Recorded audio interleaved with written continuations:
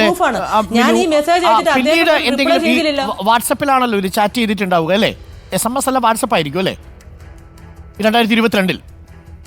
WhatsApp ചെയ്തേക്കുന്നത്. അപ്പൊ ആ വാട്സപ്പിൽ പിന്നീട് ഈ മുകേഷിനെ എങ്ങനെയാ പേര് സേവ് ചെയ്തേക്കുന്നത്? മുകേഷ് തന്നെയാണോ? മുകേഷ് ആക്ടറിന്. ഓക്കെ. അപ്പൊ അതിനുശേഷം പിന്നീട് എപ്പോഴെങ്കിലും ചാറ്റിംഗ് ഉണ്ടോ? ആ ചാറ്റിന്റെ ലിസ്റ്റിൽ വേറെ എന്തെങ്കിലും ചാറ്റ് ഇത് കഴിഞ്ഞാൽ പിന്നെ ചാറ്റ് ഉണ്ടായിട്ടില്ല? ഇല്ല. ഈ അവസാനത്തെ ചാറ്റാണോ ഇത്? ലാസ്റ്റ് ചാറ്റാണോ ഇത്? നിങ്ങൾ ഇത് അവസാനത്തെ ചാറ്റാണ്. അപ്പൊ ഇങ്ങനെ ഒരു കാര്യം എൻ്റെ കസിൻ ചോദിച്ചപ്പോഴും അദ്ദേഹം പേടിച്ചിരിക്കുമായിരുന്നു. പുള്ളിക്കാരൻ ഇവനവിടെ ചെല്ലുമെന്ന് പറഞ്ഞു.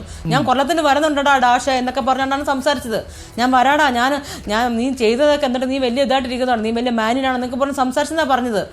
അപ്പം എന്നിട്ട് അതും പേടിച്ചിരിക്കുമായിരുന്നു മുകേഷ്. ഇപ്പം മുകേഷിന് ഇപ്പം അങ്ങനെ സംഭവം ഉണ്ടായിട്ടില്ല. നമ്മൾ തമ്മിൽ ഒരു ഇതുണ്ട്. അതായത് എന്നെ പറ്റിക്കുകയാണ് ഇത്. എന്നെ പ്രലോഭിച്ച് എന്നെ മെമ്പർഷിപ്പ് തരാമെന്ന് പറഞ്ഞും അവിടെ കൊണ്ടുപോയിട്ട് നമുക്ക് ഇന്ന് സംസാരിപ്പിക്കാമെന്ന് പറഞ്ഞു, നമുക്ക് ഓഫീസറുടെയൊക്കെ സംസാരിക്കാമെന്നൊക്കെ പറഞ്ഞ് എന്നെ പ്രലോഭിച്ച് കൊണ്ടുപോയിട്ട് അവിടെ എൻ്റെ കൺസെന്റ് ഇല്ലാണ്ട് പരാതി താങ്കൾ ഉന്നയിച്ച പരാതി അവിടെയുണ്ട്. അത് തീർച്ചയായിട്ടും അന്വേഷിക്കപ്പെടണം. പക്ഷെ അതിനകത്തൊരു കുഴപ്പമായിട്ട് എനിക്ക് തോന്നിയതേ, ഈ മിനു ആ പരാതി പറഞ്ഞില്ല. 2009 മിനുവിനെ പീഡിപ്പിക്കാൻ ശ്രമിച്ച, മിനുവിന് ഒരു ദുരനുഭവം സമ്മാനിച്ച ഒരാളോട് പിന്നീട് 25,000 രൂപ 4 വർഷത്തിന് ശേഷം മിനു കടം ചോദിക്കുന്നു.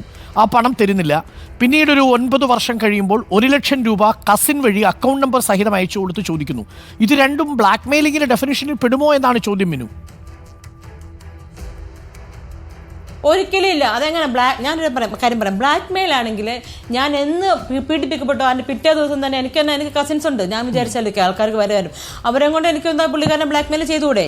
അത് ചെയ്തിട്ടില്ല. എനിക്ക് എപ്പോഴും മെമ്പർഷിപ്പ് വേണമെന്ന് എനിക്ക് പുള്ളിക്കാരൻ പറഞ്ഞ് എന്തെങ്കിലും എനിക്ക് തരുമായിരിക്കാം എന്നെനിക്ക് ഉണ്ടായിരുന്നു. അപ്പോൾ അതുകൊണ്ട് ഇപ്പം ഏതോ ഒരു ന്യൂ ഇയറിന് ഞാൻ അയച്ചു എന്ന് പറഞ്ഞില്ലേ, ഒരു പക്ഷേ ഞാൻ സെൻഡ് ചെയ്തിരിക്കാം. കാരണം എനിക്ക് ഇയാളെ I want to remind him. New ഇയറിന് സംസാരിച്ചിരുന്നു അല്ലേ? മറക്കരുത്. ന്യൂ ഇയറിൽ വാട്സപ്പ് ചാറ്റ് അയച്ചിരുന്നു. സംസാരിച്ചിട്ടില്ല. ഞാൻ വിദ്യാർത്ഥിയുടെ കോളിൽ ഞാൻ ഒറ്റ പ്രാവശ്യം ഓർമ്മയുള്ളൂ. അവിടുന്ന് പോകുന്നതിന് ഈ പീഡനം നടന്നതിന് ശേഷം സംസാരിച്ചത് മോളുടെ ഫീസിന്റെ കാര്യം മാത്രം. അല്ല, വാട്സപ്പ് ചാറ്റ് ഉണ്ടായിരുന്നു. വേറെ ഞാൻ സംസാരിച്ചിട്ടില്ല. ഒന്നുമില്ല. ഞാനിപ്പോ എല്ലാവരും ചേട്ടാ വിളിച്ച് അങ്ങ് ശീലിച്ചു പോയോണ്ട് എല്ലാവരും ചേട്ടൻ വിളിക്കാറുള്ളത്. വാട്സപ്പ് ചാറ്റിൽ എനിക്ക് ഇപ്പോഴും മുകേഷ് എന്ന് വരുന്നില്ല. എന്നെ ഇങ്ങനെ മിനു വാട്സപ്പ് ചാറ്റിനകത്ത് വളരെ സൗഹൃദത്തോടു കൂടി മിനു സംസാരിച്ച 1-2 വാട്സപ്പ് ചാറ്റുകൾ ഉണ്ടല്ലോ മുകേഷുമായിട്ട്.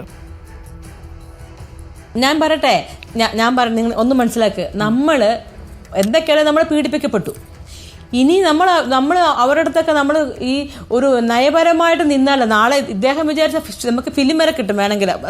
ഇപ്പോൾ ഒരു MLA സ്ഥാനത്തിരിക്കുകയല്ലേ. അപ്പോൾ എൻ്റെ എന്തെങ്കിലും ഒരു ജോലിക്കാരത്ത് എന്തെങ്കിലും പുള്ളിക്കാരൻ ഇങ്ങനെ ഞാൻ ആ ഫ്രണ്ട്ഷിപ്പ് മെയിൻറ്റെയിൻ ചെയ്തു. അത് നിങ്ങൾ മനസ്സിലാക്കണം. അത് അദ്ദേഹത്തിന് പിന്നീട് വേറെ രീതിയിലോ പ്രേമോ സ്നേഹമോ ഒരു മണ്ണാങ്കട്ടിയല്ല. ഇതൊരു നയപരമായിട്ട് ഇടപെടലായിട്ട് നിങ്ങളത് കണക്കാക്കണം.